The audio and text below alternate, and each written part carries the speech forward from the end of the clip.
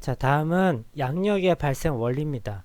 어, 그 고정익 비행기든 아니면은 그 회전익 비행기든 프로펠러 날개라는 게 있고요. 그 날개라는 거에 의해서 이제 양력이 발생하게 되는데 그 양력이 발생하는 원리에 적용되는 법칙은 베르누이의 정리입니다. 이 베르누이의 정리는 여기 보시면 한마디로 정리를 하면 거기에 적용되는 그 이 전압은 우리가 얘기하는 볼티지가 아니고요.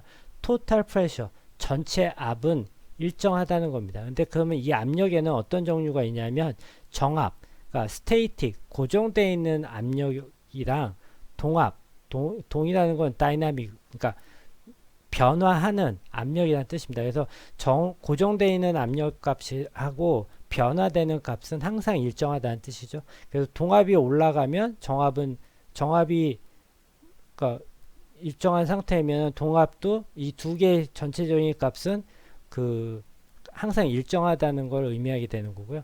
이것의 특징은 속도가 빠르면 동압은 높아진다라는 특징을 가지고 있습니다. 그래서 이 베르누이의 정리에 관련된 것을 보게 되면 지금 여기 보시면 베르누이의 정리는 유체의 속도와 압력과의 관계를 정리한 것으로서 정압하고 동압을 합한 것은 그 속도가 변하더라도 얼제다 일정하다는 걸 뜻하게 됩니다. 그래서 여기 지금 밑에 보시게 되면 여기 이 지금 위쪽에 있는 정압하고 세 군데가 있죠. 각각의 위치마다 이제 정압이 고정돼 있고 그 밑에 유체가 흐르게 되는데 이 정압이라는 값과 동압이라는 것을 합치게 되면 이게 어떠한 위치에서든 항상 일정하다라는 게 베르누이의 정리입니다. 그러면 여기는 폭이 넓기니까 유속이 느릴 거고 여긴 폭이 좁으니까 유속이 빠르겠죠. 그런데도 불구하고 여기서의 전체 압력과 여기서의 전체 압력은 같다라는 걸 의미하게 됩니다. 이것에 의해서 이제 양력이 발생하는 원리가 설명이 되는데요. 여기서 보시게 되면 지금 이게 날개고 이게 공기의 흐름인데요. 이 공기의 흐름이 여기서 들어왔을 때 공기가 이쪽으로도 흐르고 이쪽으로도 흐르게 됩니다. 근데 여기 지점에서 갈라진 공기가 여기서 같이 만나야 되거든요. 그러면 위쪽으로 흐르는 공기는 이동해야 될 거리가 상대적으로 밑쪽으로 흐르는 공기보다 길죠. 그러면 근데 여기서 만나려면 어떻게 움직여야 돼요? 위쪽으로 흐르는 공기가 더 빨리 움직여야 되겠죠. 그러니까 빨리 속도가 높다 보니까 어떻게 돼요? 동압력이 커지고 그래서 정압력이 낮아지는 효과가 발생을 하는 거고요. 밑에 쪽으로 흐르는 거는 상대적으로 느리겠죠. 그래서 정압이 커지는 거예요. 그래서 밑에 쪽에서 받쳐주는 힘이 위쪽에서 받쳐주는 힘보다 얘가 더 크기 때문에 이 날개는 동체는 어떻게 해요? 위쪽 방향으로 뜨는 현상이 발생을 하는 거고 이게 양력이에요. 그래서 이 양력에 대한 그 동영상 설명을 간단하게 하나 들어볼게요. 많게는 600명까지도 수용 가능한 400톤이 넘는 육중한 몸을 하늘에 띄우는 비행기. 그 비행기 속에는 어떤 원리가 숨어 있는 것일까요?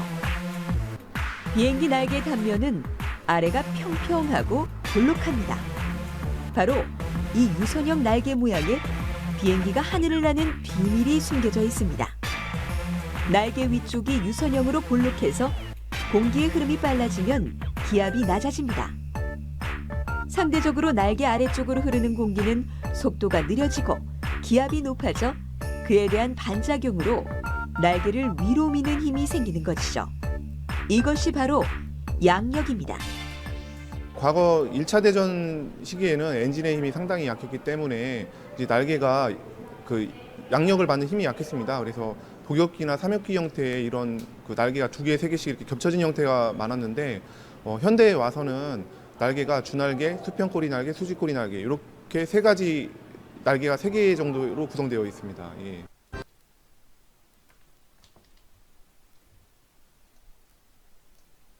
자, 이렇게 이제 그러니까 양력이 발생하는 원리는 이렇게 베르누이 정리에 의해서 그 압력의 차에 의해서 양력이 발생한다는 것을 알 수 있습니다. 자, 이번에는 이제 항력의 종류와 영향에 대해서 보겠습니다. 이 항력이라는 거는 앞에서 말했지만 그 비행체에 작용하는 네 가지 힘 중에 추력의 반대 방향으로 작용하는 힘이고요. 결국은 그 비행체가 날아가지 못하게 하는 힘이죠. 그 항력의 종류는 지금 여기 있는 것처럼 유도항력, 형상항력, 유해항력 이렇게 세 가지로 나뉘는데요. 유도항력은 그러니까 비행체가 뜨기 위한 양력을 발생하면서 부수적으로 발생할 수밖에 없는 그 저항력이라고 생각을 하시면 돼요. 그 종류에는 이제 하강기류 속도하고 그 다음에 공기 흐름에 따라서 발생하는 와류 이런 것들이 두 개가 있고요. 그 다음에 이거는 근데 속도가 증가하면 유해 항력은 점차 감소하는 그런 특성을 가지고 있습니다. 그 다음에 항력이라는 건 뭐냐면 그 회전익 항공기에서만 발생하는 항력인데요. 이거는 이제 표면에 문제가 여기 그림에 있는 것처럼 이 표면의 점성 마찰에 의해서 발생되는 마찰성 저항을 형상 항력이라고 합니다. 그러니까 블레이드의 모양에 크게 영향을 받는 거고요. 그 대신 여기 보시면 속도에도 어느 정도 영향을 받는 걸로 표현이 되어 있습니다.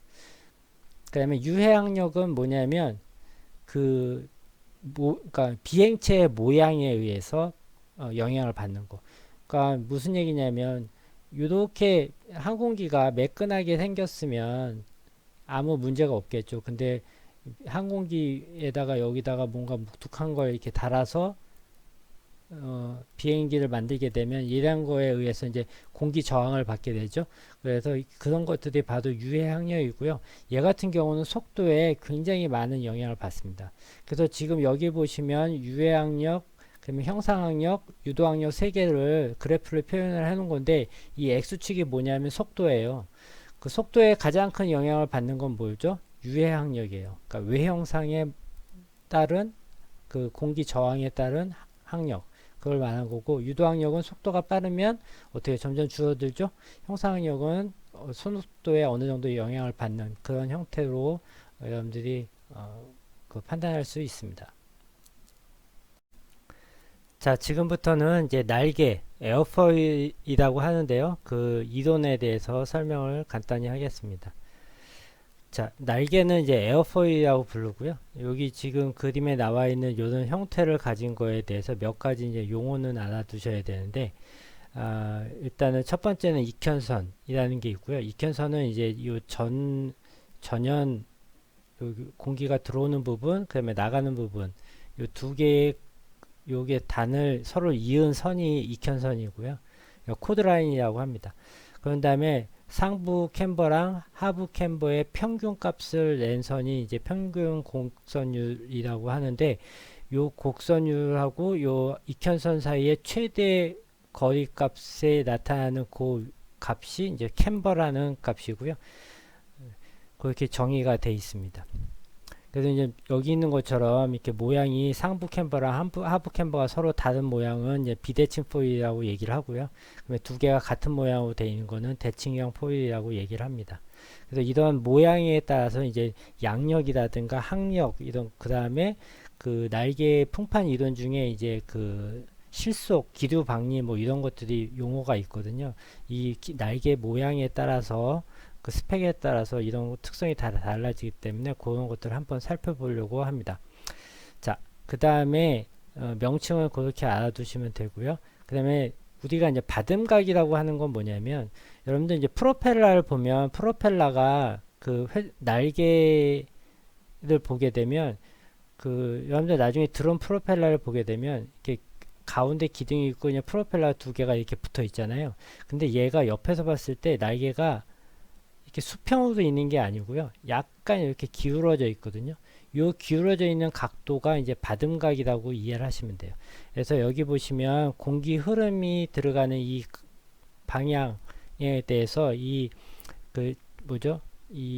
익현선, 그 날개의 익현선이 서로 이루는 요 각도가 바로 받음각에 해당돼요. 그래서 이 받음각은 여기 밑에 나와 있지만 양력이라든가 항력 이런 것들에 굉장히 많은 영향을 주기 때문에 설계할 당시라든가 그 다음에 저 받음각을 얼마로 할 건지 이런 것들이 전부 다 계산에 의해서 여러분들 결정이 되게끔 되어 있습니다.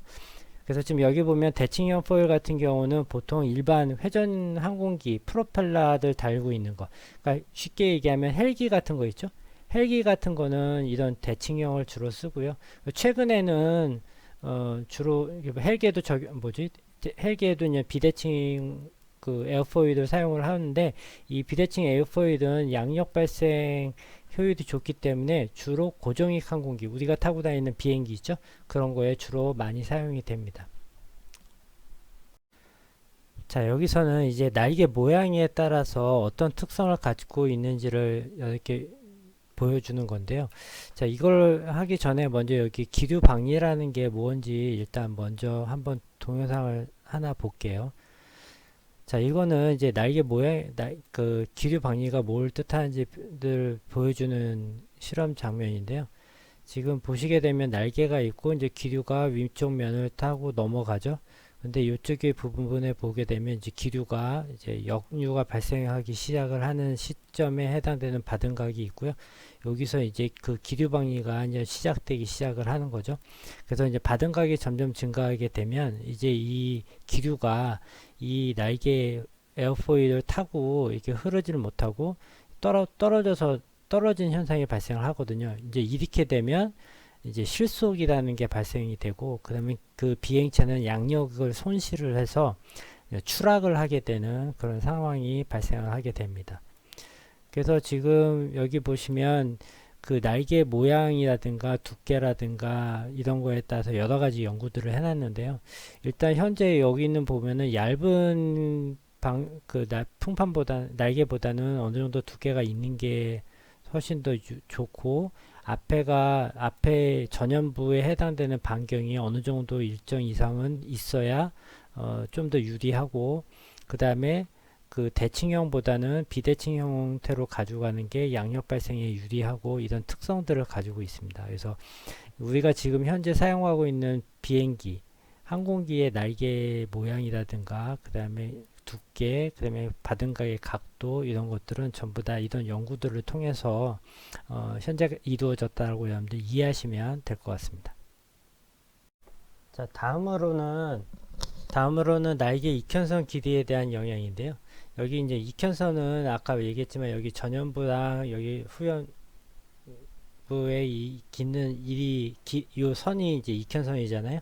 이편선이 짧을 경우나 이제 긴 경우 두 개의 차이점인데요. 이거에 관련된 거는 이제 레이놀즈 수라고 하는데, 이 레이놀즈 수는 측류하고 난류에 의해서 계산되는 수고요. 이것이 이제 레이놀즈 수가 클수록 이제 그러니까 방리가 잘 발생되지 않는다라는 거고요. 이 측류하고 난류는 여러분들 제가 동영상 하나 보여드릴게요. 요걸 보시면 좀 더 구분하기가 쉽습니다. 그래서 여기 지금 보시면 여기서 이제 기체가 얇은 좁은 구멍을 통해서 통과를 하는데, 여기 보면 이쪽 부분은 이제 측류에 해당되는 거고요. 여기 부분이 이제 난류에 해당되는 겁니다. 그래서 이 기류의 그 점성계수에 의해서 지금 측류하고 난류가 발생되는 경우가 나타나고, 그것에 의해서 이 식에 의해서 레이놀즈 수가 계산이 되는 겁니다.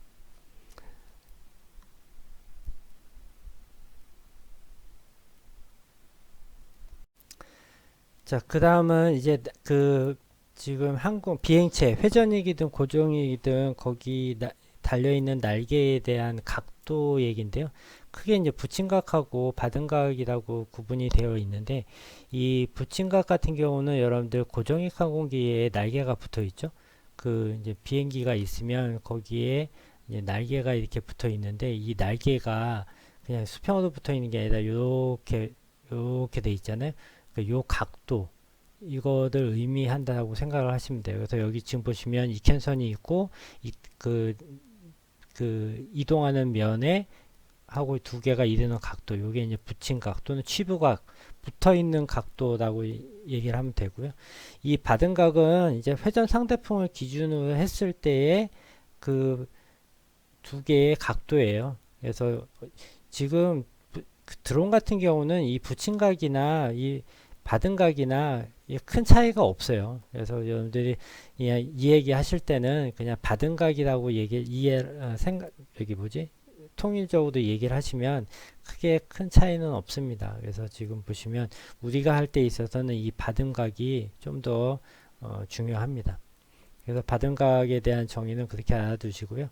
그래서 여기 보시면 이제 받음각이 커지면 양력이 증가하고 항력이 감소한다는 그런 특성을 가지고 있으면 되고요. 이 받음각에 대한 거를 갖다가 붙임각하고 받음각에 대한 걸 여러분들 우리가 쉽게 할 수 있는 부분이 뭐냐면, 우리 자동차를 타고 가다가 창문을 열고 손을 이렇게 손바닥으로 이렇게 벌리고 있으면 이 손이 뒤로 확 제껴지죠. 그거는 뭐예요? 지금 우리 손이 이렇게 있고 그 다음에 바람이 오면 그 바람에 의해서 이쪽 방향으로 우리가 힘을 받잖아요.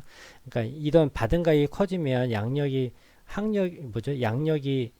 올라가는 힘이 커지잖아요. 이제 그게 양력이라는 의미고요. 자동차가 달려가는 거에 의해서 발생되는 이 바람의 힘은 결국은 이 블레이드가 돌면서 받는 힘과 같은 특성을 가지거든요. 그래서 이 받음각이 커지면 커질수록 좋지만 그거에 따른 여러 가지 문제점이 있기 때문에 어느 일정 이상 각도의 받음각은 우리가 가질 수는 없습니다. 그 정도로 이해하시면 될 것 같습니다. 자, 다음은 이제 그 풍판, 날개에 작용하는 그 바람에 대한 건데요. 여기서는 지금 크게 두 가지, 여기 상대풍이라는 것과 그다음에 회전 상대풍이라는 두 개만 이해하면 될 것 같고요. 이 상대풍은 이 에어포일, 그러니까 에어포일의 움직임에 반대되는 공기의 흐름이라고 이해하시면 되고요. 여러분들 날개가 이런 식으로 돼 있어서 이 수평 방향으로 기체가 이동을 할 때 그 에어포일에 작용하는 상대풍은 이 이동하는 방향의 반대 방향으로 작용을 하는 거예요. 그래서 지금 보게 되면 얘가 수평 비행을 하면 상대풍도 마찬가지로 수평 방향으로 작용을 하게 되고요. 그럼 얘가 하강 방향으로 만약에 이동을 한다라고 하면 상대풍도 이 방향의 반대 방향으로 작용을 하는 겁니다. 그래서 세 개의 그림은 그걸 뜻하는 거예요. 그 다음에 회전 상대풍 같은 경우는 이제 헬기나 드론 같은 회전하는 블레이드에 발생하는 건데요.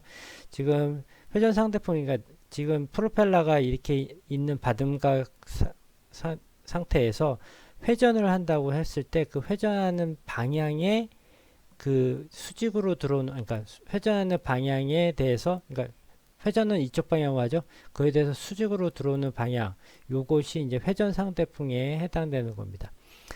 그 다음에 유도기류 같은 경우는 이제 그 붙임각에 의해서 가장 큰 영향을 많이 받는 거고요. 이렇게 지금 풍판에 작용하는 바람의 특성은 이렇게 두 가지, 상대풍과 회전 상대풍 두 가지로 여러분들 이해하시면 될 것 같습니다.